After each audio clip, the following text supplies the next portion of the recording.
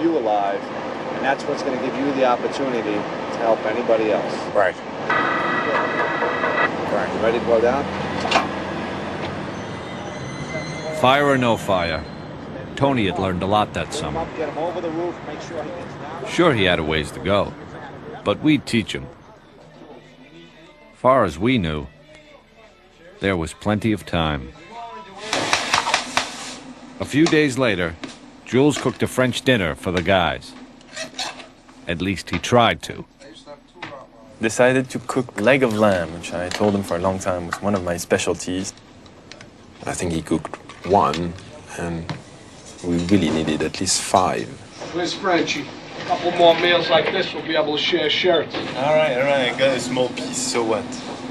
Not my mistake.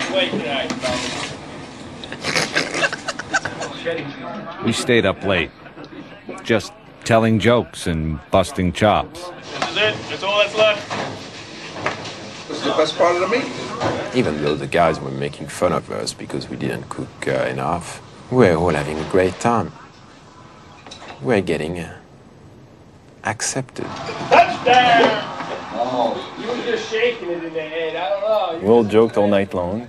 It was really a great night. Little did we know. It was the night of September 10th.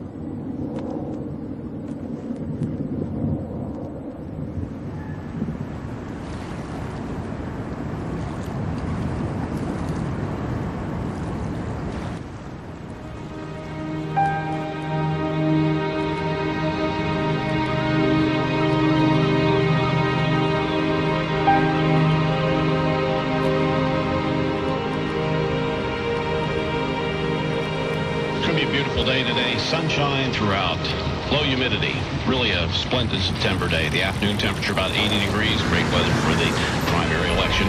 Tonight clear and cool, low 60 at Midtown. It's begun to sound like some sort of a cliche, but really, September 11th started out like every other day.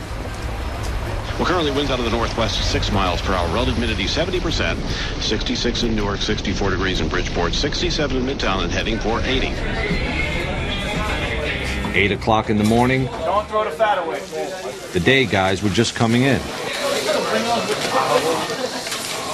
I was off that day. 13 guys from my firehouse were on. Oh, what happened? Around 8:30. Matter. I believe the run came in. Get the run for a gas leak, or an odor of gas in the street, actually, I think it was. It's just lisping on in church, odor of gas. And we responded, arrived in minutes. You know, I don't think anything of it. You get on the rig, you go, you say, all right, it's an odor of gas. Jules was riding with the battalion chief, Joseph Pfeiffer, videotaping. It was just another call, and I'm riding with the battalion chief. It was basically camera practice. See, Jules had only been shooting for a few weeks. Before that, Gideon was the main cameraman. Every time the battalion goes, I go. You know, I just need to practice, so I shoot.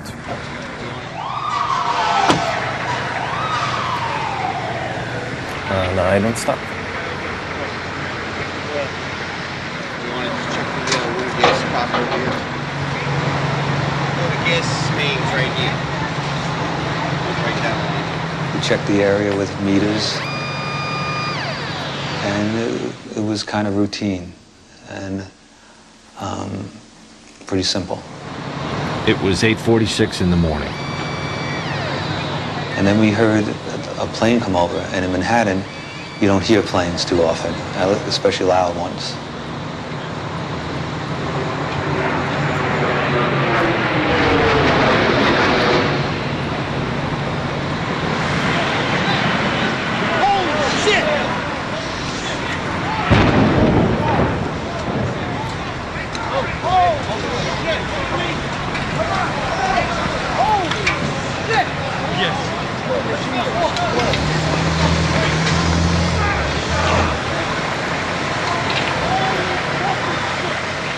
Right then and there, I knew that this was going to be the worst day of my life as a firefighter.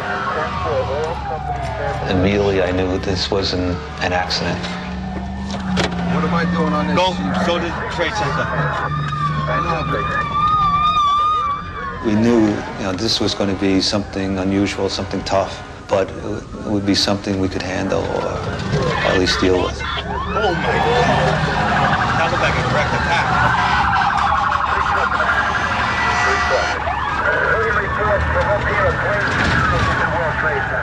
Chief Pfeiffer made the first official report. Battalion wants Manhattan. We have a number of floors on fire. It looked like the plane was aiming towards the building. Transmit a third alarm. We'll have the staging area at Vesey and West Street. It was probably a 2-minute ride, but it seemed like it was forever because there was a lot of things going through your head. Felt sorry for the people, the people inside the building. What was going to happen, nobody had any idea. We've never experienced something like this before.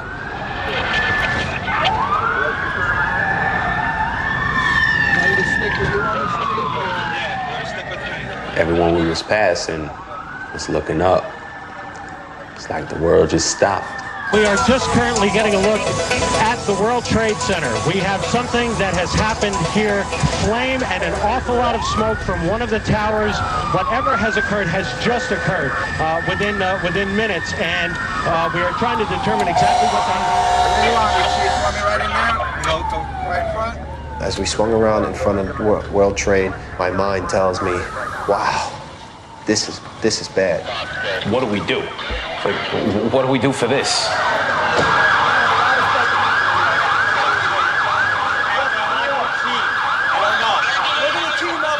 We park right under the awning of One World Trade Center. Chief Pfeiffer puts his gear on, and I remember asking him, Chief, can I come in with you? I want to come in with you. And he says, yep. Yeah, you stay with me. Come in with me, never leave my sight.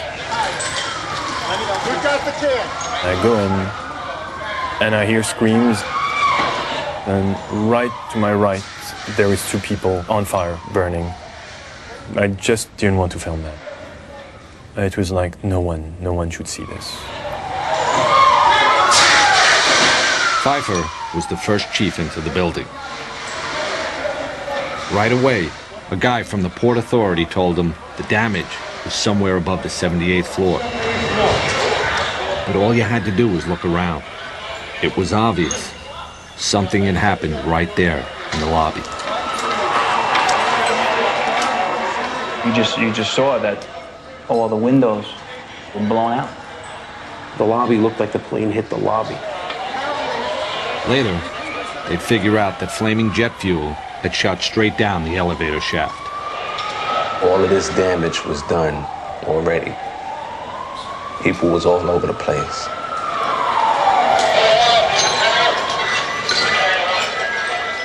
So you knew it was going to be worse when we got upstairs. Flames are shooting out. Smoke is pouring out. I want you to get an engine and team up. Get an offside line. Walk to 7. I want you to don't go any higher than 70. My main concern was we had 20 floors of people above. And we had to figure out a way to get them out.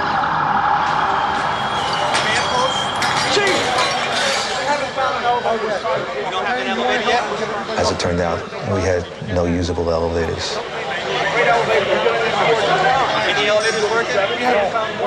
With the elevators out, there was only one way to get up there. Walk. Companies come in, you see them with a concerned look on their face, and they're sent up.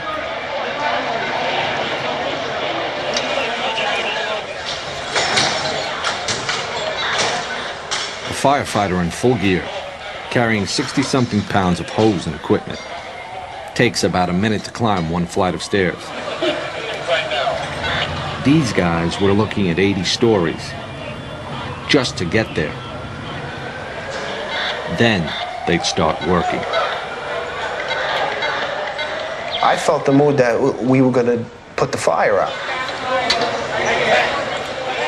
Everyone seemed to be confident. I know I was.